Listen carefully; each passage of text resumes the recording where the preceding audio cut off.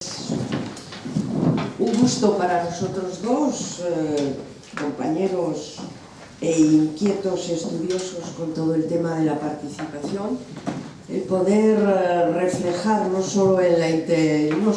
en las breves reflexiones que hemos hecho, sino en esta intervención,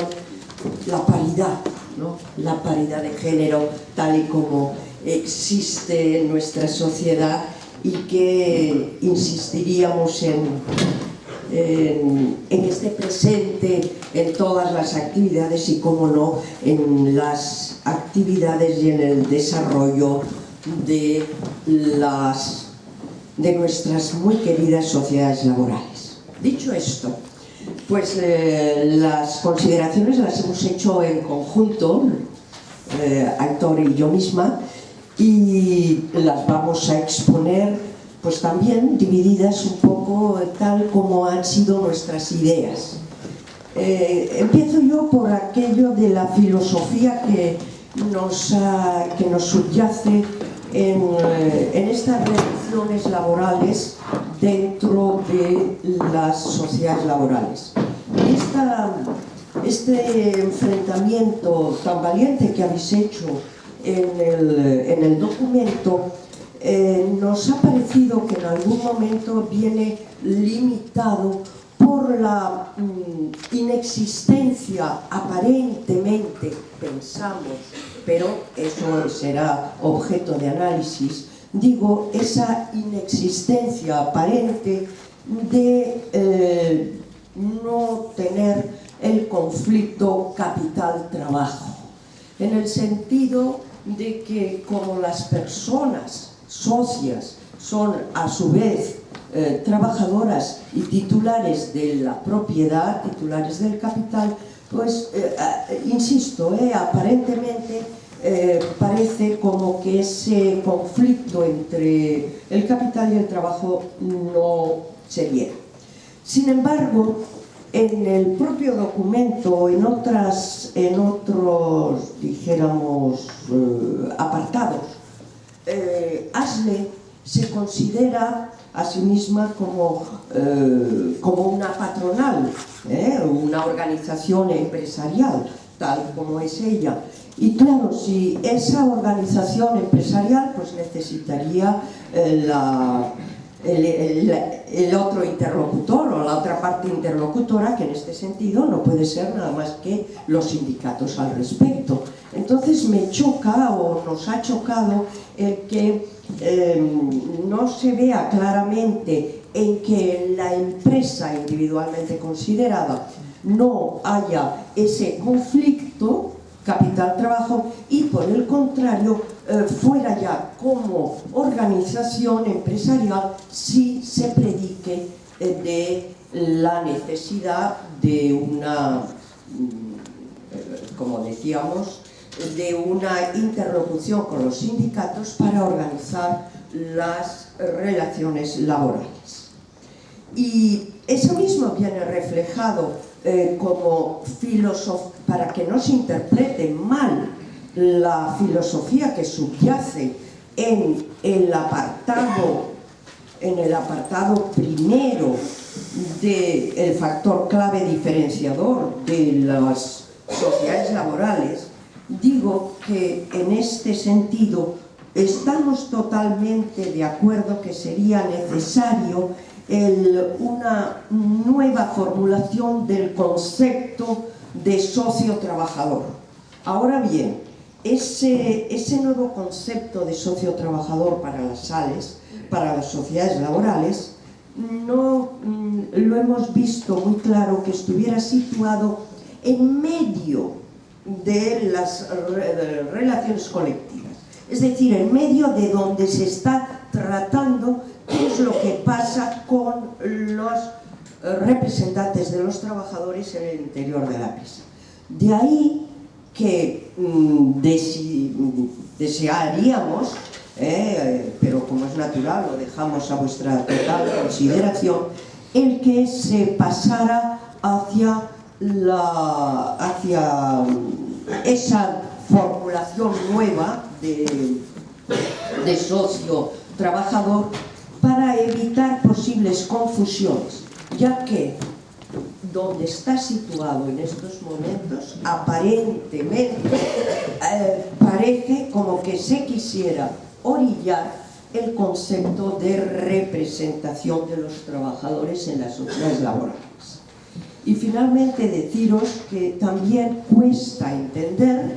que en el reconocimiento tan exhaustivo y detallado que se hace de los derechos de las personas socias trabajadoras en su vertiente trabajadora, pues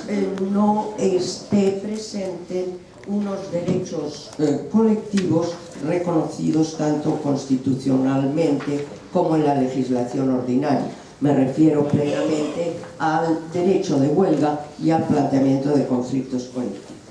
Simplemente como unas meras observaciones o consideraciones que hemos visto.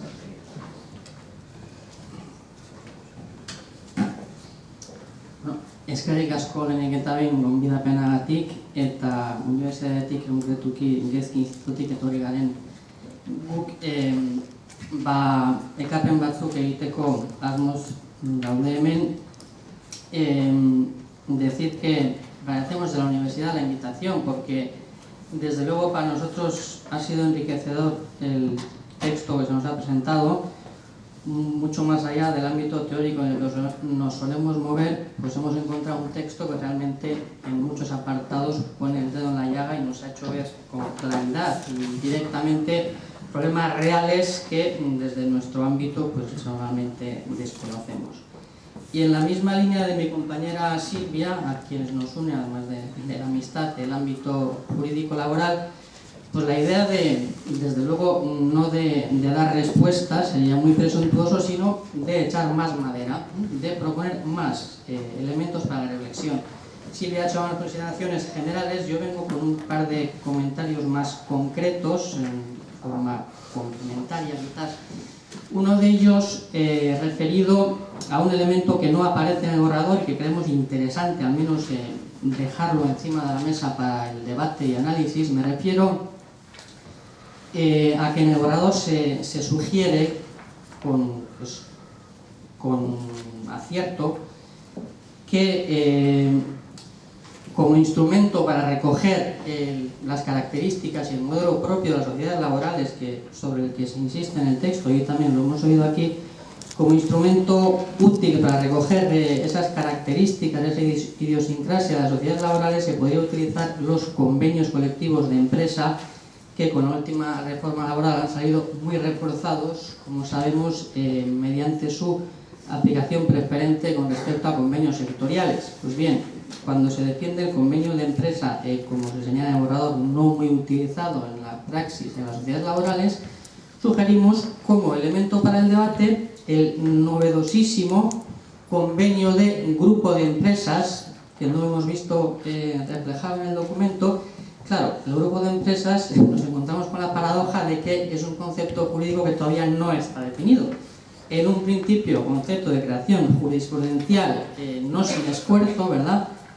de una jurisprudencia social progresista, y actualmente se ha colado el concepto de grupo de empresas, o el término, mejor dicho, la expresión, que no el concepto, la expresión grupo de empresas, se cuela por diferentes ventanas del derecho laboral. No sabemos muy bien qué es, en la medida en que no está jurídicamente definido, pero ahí está. Y el no saber muy bien qué es, pues en este momento puede ser hasta beneficioso, porque al menos no impide, de entrada, no impide la consideración de que puede ser un instrumento útil para recoger en un asidero jurídico sólido la idiosincrasia propia, el corpus ideológico de las sociedades laborales al que tanto se refiere el documento que se nos ha presentado. Pues en ese sentido, plantear como materia de análisis detallado la posibilidad de celebrar convenios de grupos de empresas donde se recojan los elementos diferenciales de sociedades laborales. Desde luego, del lado empresarial, ahí sí que encajaría como anillo al dedo ASLE, ¿verdad?, donde podría verter todo su conocimiento y desde luego la experiencia acumulada y mejor que nadie definir los elementos característicos de las sociedades laborales,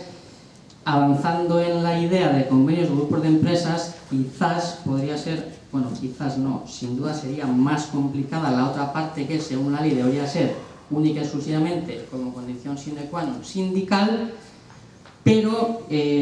como se trata de un borrador de reflexión, nos ha parecido oportuno aportar como elemento de análisis si el convenio de grupo de empresas, como digo, puede ser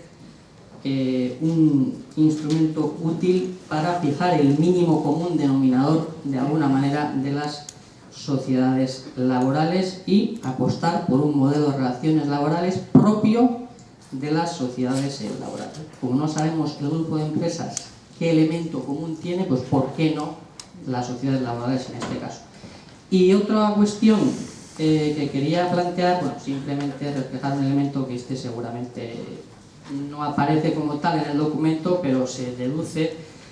Bien, ligando dos ideas que se recogen en el borrador. Por una parte, se cuestiona la aplicación de la legislación laboral en las sociedades laborales, aplicación de la legislación laboral común exactamente igual que las sociedades de capital, reflexión que desde luego básicamente compartimos. Entonces, ligando con esa idea del cuestionamiento de la lógica de la contraposición entre representación de la empresa y representación sindical para determinar las condiciones laborales en las sociedades laborales, por una parte, y por otra parte, cuando se señala en el borrador, y hoy también lo ha dicho el presidente con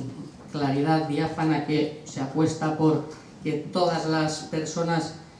trabajadoras de la sociedad laboral sean socias, pues simplemente dejar sobre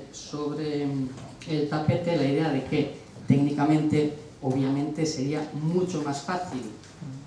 si se plantea modificación legislativa, como aparece en el borrador, incluso sería mucho más defendible una idea de autorregulación si todas las personas trabajadoras fueran socias, porque ahí sí que se puede defender claramente que no hay ajenidad, cuando en lo que respecta, por el contrario, a las personas trabajadoras no socias, la autorregulación, técnicamente ya sería más compleja. Si todas las personas son socias, pues se podría pensar incluso en un régimen específico para las sociedades laborales donde todas las personas sean socias. Y sin más, pues agradecer la atención y la invitación.